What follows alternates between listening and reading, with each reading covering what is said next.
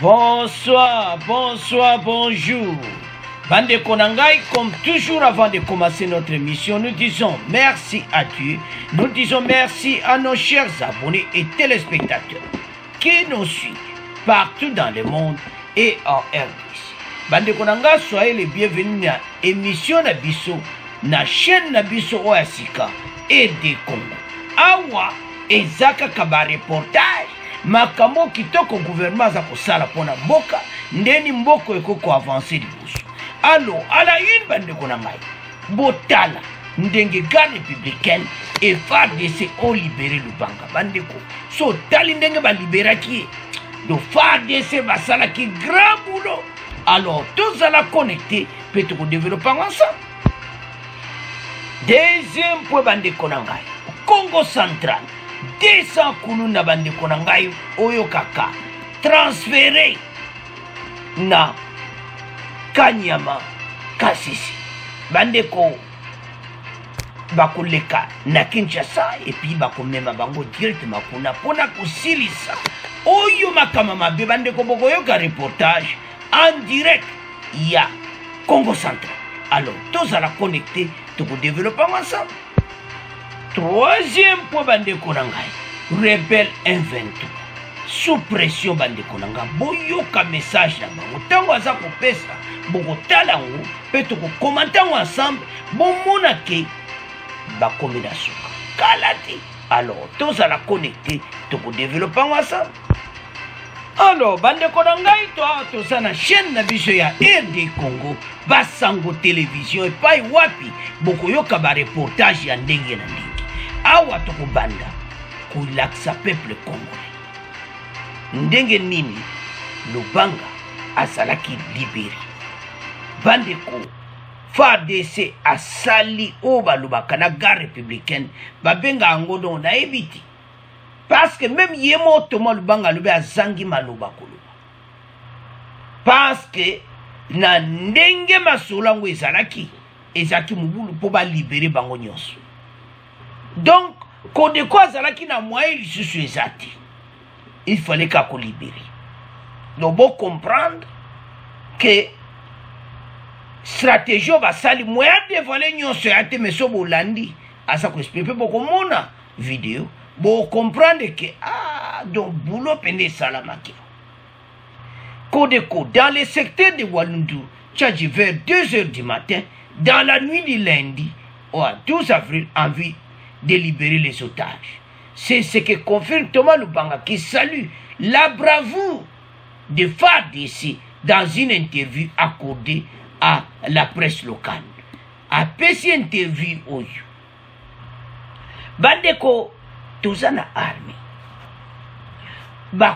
Kode quoi comme qui monte comme qui 2h du matin et comme qui tansikoyo kode quoi habiter faut te libérer kaka bango. Pour bisobe koto tala likamutana ngo ta dossier twana. Alors, et comment qui siko balubaka stratégie wana babenga stratégie militaire. Wana babenga ngo oyo kama kamba sika na mboka. Je manque de mots. Wana siko Thomas Lubanga za ko expliquer masolo ngo ndeni elekaki. Pour féliciter et remercier notre armée. Nous étions dans le goulot d'étranglement et il n'y avait plus d'issue pour nous au regard des enchères. Bandeko pour autour de notre libération. Abimayele Silaki Bissou. Il y en a félicité FARDC na oyo basali. Il y avait plus d'issue pour nous au regard des enchères autour de notre libération. Nous constituons pour nos ravisseurs des trophées avec lesquels ils pouvaient faire des chantages autant qu'ils le voulaient et pendant des mois. Alobi acto bomba sali toko lobango polele. Attends le fa de ça qu'on sala chantage à continuer parce que et loko ba sali na garde républicaine ko de koma ele sili ko de ko ba moni pena que comme temps to libérer bateau. Avançons. Donc on se comprend que les stratégies. Botanga bande monde touchi. Mais une coordination parfaite de nos forces armées avec le colonel qui était avec nous a conduit à défaire ces groupes qui ne réfléchit que le mal. Abiba réfléchir à Mabe.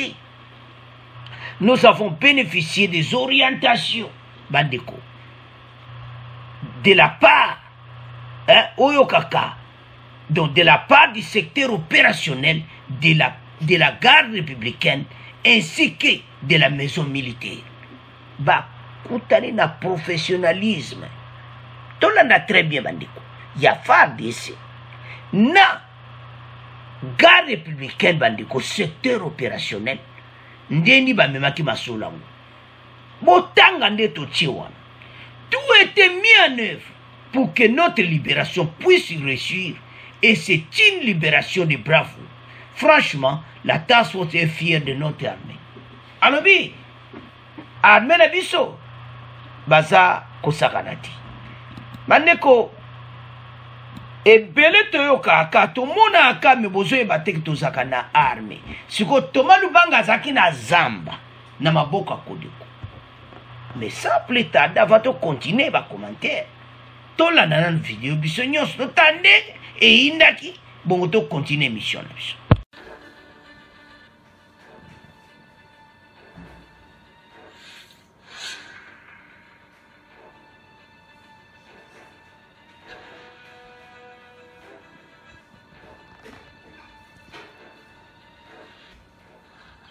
L'émotion est tellement grande que je manque de mots pour remercier et féliciter notre armée.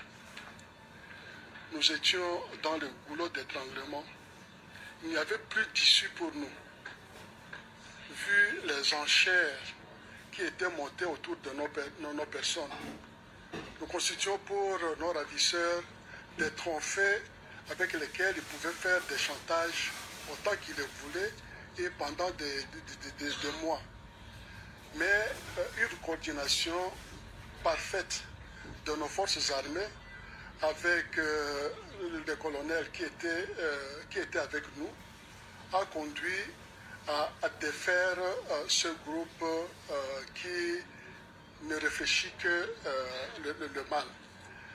Nous avons bénéficié des orientations véritablement professionnelles de la part du secteur opérationnel, de la part de la garde républicaine, de la part de la maison militaire. Tout était mis en œuvre pour que notre libération puisse réussir. Et c'est une libération de guerrier, c'est une libération de bravoure. Et franchement, la task force est fière de notre armée.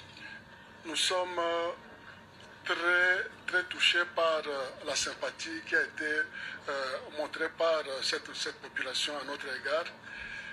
Son assiduité et le suivi que tout un chacun faisait de notre situation nous a réconfortés et nous a permis de vivre ce moment terrible, ce moment de frayeur, ce moment de découragement, ce moment d'incertitude. Nous pensons que l'opération qui a été menée aujourd'hui a été possible grâce à ce courage qui nous venait de toute la population de l'Ituri en général.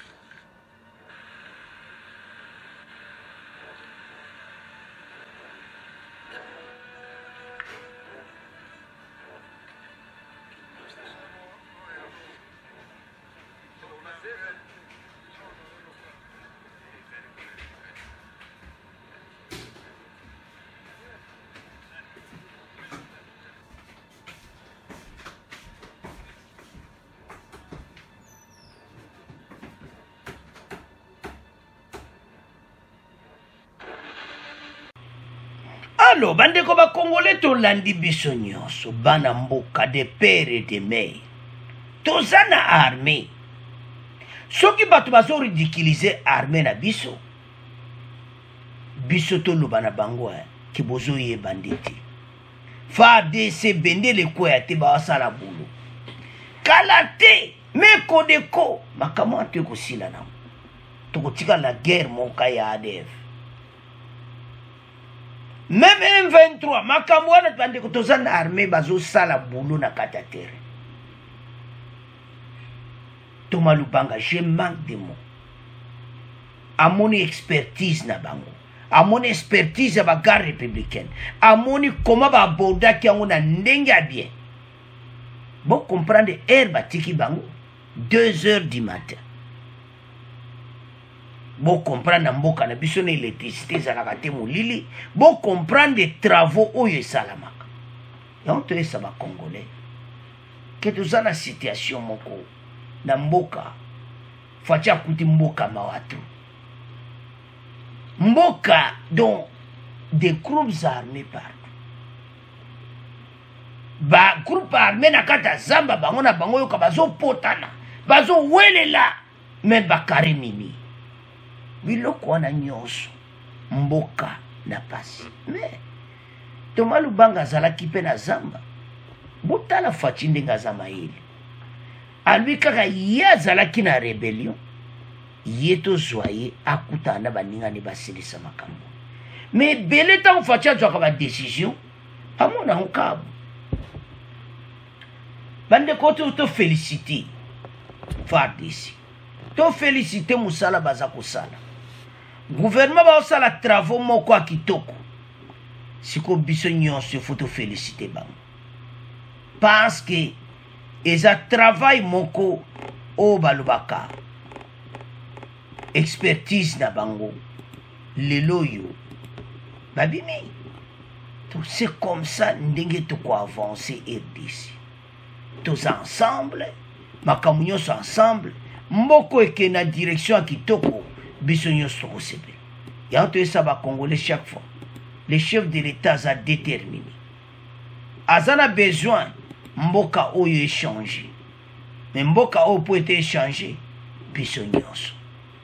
Ensemble, parce que, bande kubo comprendre que Thomas Lubanga, azaraki na kati ya zamba. Amoni, ba stratégie ya nde batiki ndenge et salami donc et ça bravo faut que beta maboko biso nyonso to sepela na yango parce que et ça facilité comment FARDC ba osala boulot kitoko aboyi ezo senga biso nyonso reconnaître boulot.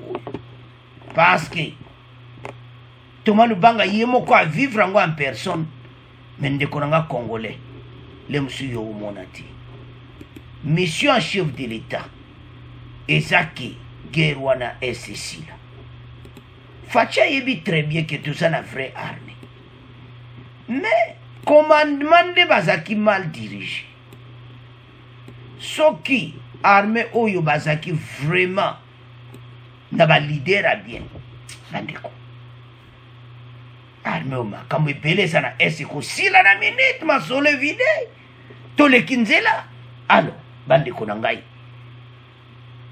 FARDC makamu kitoko félicitations na musala bazo sala na ba idée à chef de l'État yemo président Félix Tshisekedi donc ça plaisir que tous en armée Thomas Lubanga lui va continuer nango pendant des mois bakosa me ba chantage nango parce que ba mérité ba trophée yandi maki te passé azaki na zamba yé bazaki ex rebelle tango azolo bango yé mo ba yé pona zo kumisa FARDC ayebi que place azalaki eza la vie la mort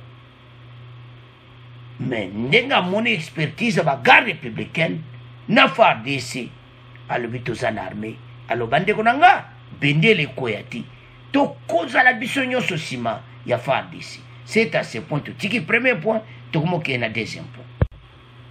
Alors bande konanga to komi à Congo central. To comprendre que 200 kuluna bande ko bazo kende transféré à Kanyama Kasisi bakoleka na kin via Kinshasa bandeko Congo central ekomaki ka neti Kinshasa baza kaka côté na biso alors sikoyo ekomaki vraiment que il faut basilisa mpe kuluna kuna pasi ezopesa pena mobulu bamoni pena kedo mbebe elekaki ya tro en tout cas ekomi temps mpe basala action oyo bajeune oyo batransfere bango bandeko avant me tokota na mozindo nango toloba boye kuluna oyo ebanda kala oyo eza différence bomona gouvernement oyo baza responsable balimba silisa makambo oyo na gouvernement oyo eleki batikaki na bango kaka bongo gouvernement faci baye batali babi bato totia bango na prison marato. Le commissariat provincial Bandekonanga du Congo central annonce le transfèrement de 200 inciviques communément appelés Kuluna à Kanyamakasisi dans la province du Haut-Katanga. Ces derniers ont quitté la ville de Matadi ce mardi 12 avril embarqués dans 5 différents bus. 5 bus pleins à craquer. Bamemi Bango pour la capitale Kinshasa où est prévu le vol. À Kinshasa, bakotia ba on avion, bakena bango na Haut-Katanga, na kati kulo epa wapi bazo sala musala. Bande kotala bazana mayele. Baza ba jeune kulu no so tali makamba salaka. Ezo senga bazwa bango. Mutra mutazana zana carrière na ye. Ideo fachi bajiba mi mabango na kanya makune pa wapi kosola na bango koyebisa bango ba reprendre vie. Mususu peso alinga kota ne arme, mususu alinga sane bilanga. Donc muta zwa boulot na ye. Ba raisonner kitoko. Parce que na prison, bo kota bango na prison, combien bo tonsa ka prison. Et puis ba kota bele ba kuti bango kunu kuti bazo bimisa bango. Sans dossier. Gouvernement sikabaye babiti. Makambo soto meme on kaka na ndenge boye. Tozo ba jeune oyo bana mboka. Eza faute na bango te. Gouvernement l'air mo fa jo charge nango parce que mboka etamboka eza babulo ezati. Ba jeune ba okena ki makambo amabe. Osomona. Bazwa bango, ba éduquer bango. Mususu zomona na ba boti kutu mawatu.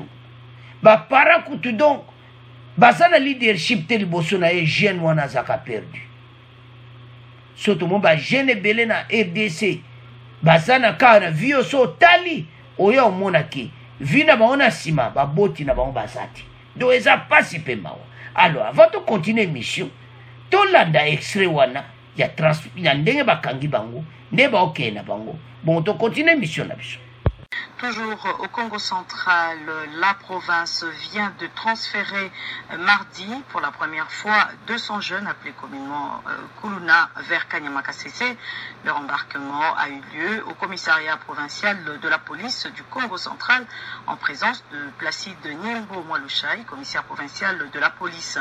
Le ministre provincial de l'Intérieur qui a supervisé cette opération indique que celle-ci marque un point décisif pour dissuader les autres criminels présumés à abandonner ce mauvais comportement. Ces 200 inciviques communément appelés Kuluna en partance pour Kanyamakasese sont venus de Matadi, Mbanzangungu ainsi que d'autres centres de détention situés au district de Bas-Fleuve. Après avoir semé la terreur et la désolation dans la population, ces jeunes dont la traque a débuté le mois passé à l'initiative du commissaire provincial de la police ont embarqué dans 5 bus pour Kinshasa sous une bonne escorte de la police. À en croire le ministre provincial de l'Intérieur Serge Kwebena, c'est dans des conditions acceptables qu'ils quittent la province du Congo central. L'autorité provinciale a mis à leur disposition des habits, des boîtes de conserve et des bouteilles d'eau pour qu'ils s'en servent durant les trajets Matadi-Kinshasa. Pour le ministre provincial de l'Intérieur, ce premier convoi vers Kanyamakasese est un grand pas vers l'éradication du phénomène Kuluna. Serge Serge Kwebena. L'autorité veut marquer un point décisif pour convaincre les autres qui ne veulent pas comprendre de ces mauvais comportements civiques de tourmenter les papas, les mamans, de les blesser, de voler, violer. On veut les dissuader par ce fait-là. Parce que généralement, quand on les arrête, ils se retrouvent à la cité 3, 4, 5 jours après. Une fois arrivés à Kinshasa, ces inciviques seront mis à la disposition du service national pour qu'ils apprennent un métier afin que ces comportements de mal agir puissent les quitter. Matadi. Alors, bande konanga tolandi biso nyonso. Congo central. 200 kuluna bandiko transféré nde tolandi wana parce que c'est comme ça. Ndenge nini il fallait ba mema makambo oyo. Bandeko oyo tango bazalaka makambo ezakilera gouvernement liboso. Tomawa. D'après le chef de la police provinciale du Congo central, les inciviques ont été appréhendés à Moanda, Boma, Matadi ou encore en Banzangungu, ainsi que dans d'autres centres de détention de la province. Bakenaki partout dans la province, place Bakangi, Kangi, bango na police partout. Bazui bango nyonso habite bino. Bino boko salawati. Bino fubo kene kanya makasisi. Pour Serge Kweba Tanda, ministre provincial de l'Intérieur, cette opération marque un point décisif pour dissuader les autres criminels à abandonner ces mauvais comportements dans la province du Congo central. L'opération consistant à transférer le Kuluna Kanyamakasise a été lancée vers la fin de l'année 2020 par le service national. Et le que le gouvernement, il faut baser la vision. Fatile ba yeba tali ba bi nandenge pepe daza ikomi ya makambo iba walubite batu yo ba jeune oyo tozo continue kaka kokanga mais tozo kanga bango ti wapi parce que mboka déjà bandeko oyo l'accès tala makulu na oyoko eza la preuve comment Fatia ekokuta mboka. Président de la République akudi mboka na eta moko. Bandeko nanga tala. Eza oyo balubaka donc oyo inda déjà. Fatia siko ya ko résoudre maka. Donc basa kudi mboka oyo kaka suka na koinda. Yanti atoluba à chaque fois de l'émission na biso. Et si yindi même dans l'émission Tolobana Era Congo News 24, bozala kuna na l'air wana l'air kena Congo News 24 toujours ezaya koinda. Pourquoi? Ndenge mboka ezali mboka déjà kota na donc il faut ka koindi ça pour to avancer mboka oyo. Avançons. À Kanyamakasese, le Kuluna cultive de vastes étendues de champs où est semé notamment les maïs. Les récoltes aident à soutenir l'économie dans la région, mais aussi à la prise en charge des anciens Kuluna. Balobi mbongo bakoteka bakosala na bilanga ba ressources nango eko supporter ba Kuluna bango moko et puis eko kota pene économie ba sa musala bilanga. Donc c'est ça un travaux où il faut bamba sala bazo récolter. Et ça passe peu mawa. So tali ba jeune garçon qui toko ba beau garçon. Mais ba vie ke ko be ba kaka boye. Faute ya nani? Ya gouvernement. Hein? Tu es sabino chaque fois. Fatia yokuta gouvernement ne tamoko. Na yebite soto benga ngonini. Soki yomo be muto talobi au gouvernement no diriger. Europa kata bemba. Parce que Fatia Koutaki est taboko donc pays donc ekoufa. Bandeko toyo kakana sangwa. Où est ça ba preuve? Même à tana ba pays mususu ba voisin na biso ya Afrique tozana makambo ba kuluna boy. Oui, il y a quelques bandits. Mais chez nous botala kaka Congo central la pamba ba kangi 200 boy. Donc, bazo balé na Kinshasa dia toujours mon mois diminution. Pour Kinshasa bika ki kasongo azana malamoko Kanyamakasese. C'est ça. ba jeune baza musu baza na ba don ebele na ba vie na bango o nzambe likabo nzamba tia kati na bango mendeni ekosala tant que pays epesi bango opportunité te fatia ye atali gauche atali droite habité mboko yo pour te sauver mboko yo parce que toza na jeunesse il faut ba jeunesse parce que bandeko population na so majorité za jeunesse 70% population eza mingi ba jeune yango situation ba jeune ekozala résolu bako récolter biloko na bilanga bako sala ba boulot alors ndete oloba wa ba bus ezomema bango de Congo central à Kinshasa bako jwa vol Kanyama Kasese. C'est à ce point tu tiki deuxième point toke na troisième point. Alors bande konanga to comme na troisième point na biso rebelle M23 sous pression boyoka message na bango au gouvernement ya RDC. Bande ko biso nyonso to yoki ba message mais awa tonto débattre pour moi eza capital. Tout le monde a comment déjà baza fatigué. Tout le monde a comment maye na bango esili. Bazoe beloni ya kusala ti. Ba yeko tika cahier de charge. La rébellion mouvement M23 a annoncé dimanche son retrait du village passé en fin de semaine, sous contrôle dans l'est de la République démocratique du Congo, affirmant souhaiter un règlement pacifique de la crise selon un communiqué. Après quelques jours d'accalmie, les combats avaient pris Pandeko, repris mercredi entre l'armée congolaise et les rebelles du M23, qui ont pris le contrôle d'une dizaine de villages dans les territoires de Rutshuru, dans la province du Nord Kivu. Alors, selon les sources locales, le M23 a pris la décision de se retirer. Balobi, batiki na bango, bazana déjà kimia. Kimia wano bazongo zo senga. So tali makamu na bazo senga eza mawatu.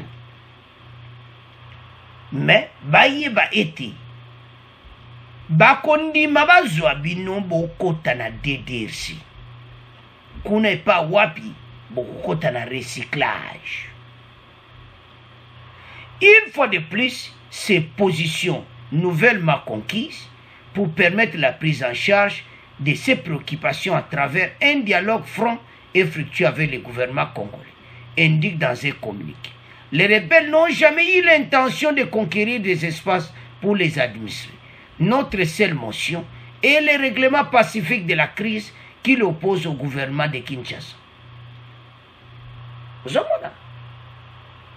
mais bayeba ete gouvernement oya Zumayeli ata bakoti bayeba ndeko yebikala tala gouvernement fati ya différent na gouvernement elegaki porte zaika polele nde bayokani kaka aboya ka bokoti na bino c'est pour ça na problème na kati ya FARDC mais bango na bango mo pe bakongo bendana ebele ba se déserter na kati ya FARDC amoni kama makambo échanger nango leadership afatie yena ndenge mususu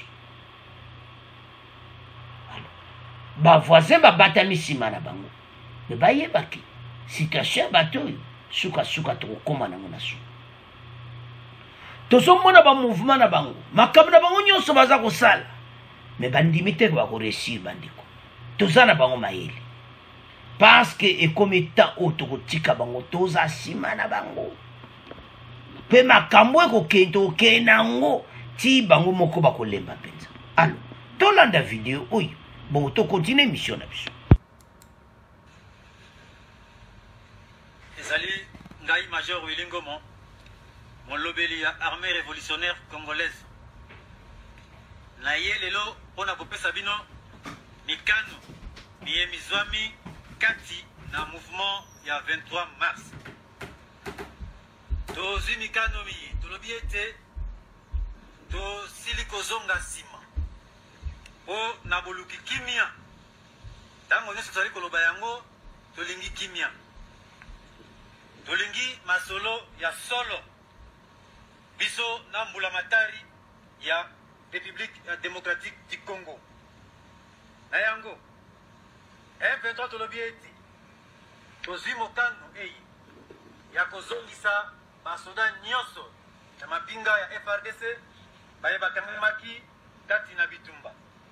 Tokopesa bango na communauté internationale de la Croix-Rouge. Bango nde bakozwa bango. Na yango biso M23 tozali koluka oyo tobenga na lopoto dialogue masolo. Tozali atana mikano te ya kozwa bingumba biike po ete totambwisa mwango te. Tozali na mokano mana te. Biso tolingi kimia. Tolingi kimia Mbulamatari asolola na biso na ndenge elongo bani po ete makambo nyonso maleka na kimia. Yango ezalaki mikano tozwi botondi. Alors bandeko tolandi nyonso wana kimio bango bazoluka balobi dialogue moko front basala bango te nde basalaki bango na 2019 parce que basalaki bongo epa Faci na 2019 Faci aki na raison parce que wana boyokanaka makambo boyokanaka na bato wana na gouvernement oyo liboso comment Faci ya kondima okambala bandeko botala place le makambo yango ekomi soko ozotala bango il y a un peu de confusion mais loko ezosala mawa eza nini baza na zamba barebele me balati teni ya FARDC oyo eza problème faut de débattre siko biso nyonso oh oza na zamba olati teni ya FARDC nana apesi yo yango omoni problème mpe toza nango bomona koma corruption eza na kati bato mpe batraître baza ebele bango baza na zamba bazwi teni ya FARDC wapi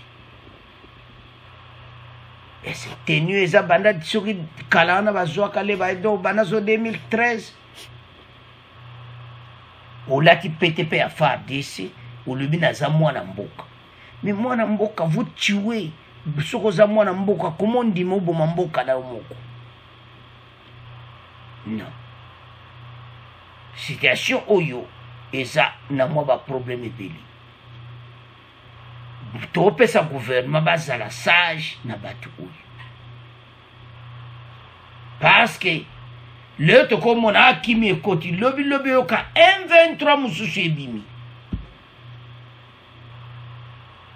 donc eza lokola système oyo bakotiselaka biso bango na kati ya FARDC toza mayele ce n'est pas possible zomona donc bango bazolobaka biso toza na besoin ya mobulu te toli koboma population te me bozosala makambo mabe bandeko botala epa problème ezali bato baza nsima na bango sukasuka ekozala makambo to esebimi nango polele nayebi te soki vraiment bango bakobatama lisusu wapi na makambo oyo parce que situation ekomi claire ndenge baza wana mayele esili bango gouvernement mpe azolanda bango na nsima alors lokola eza deja ya koyinda bango bamonika moyen te toyokana donc moto ezopela este eza ya koyinda pase renfort eza ya kosakana nango te kuna toza na bagarde républicaine donc partout moto ezopela mais toza na espoir FARDC akolonga lobendele ekoya te bandeko na ngai bokontinue kosupporte chaîne oyo bosabone massivement parce bokozwa bavrai bainfo otangi ocomprendre ndenge moko na Congo News 24 toza na bainfo mosusu Congo News 24 mpe toza na bainfo mosusu donc eza kaka bato moko bosabone awa po boyeba makambo ebele ezoleka na mboka alors c'est à ce point tokoma clôturer mission na biso et Congo Basango Télévision bandeko bosabone massivement bopartage babande boyebisa bandeko ete bazala ensemble chaque fois l'émission il y a RD Congo. C'est à ce point de comment clôturer l'émission Nabiso. Merci. Na bino bobo l'émission. Au revoir. À la prochaine, la même heure.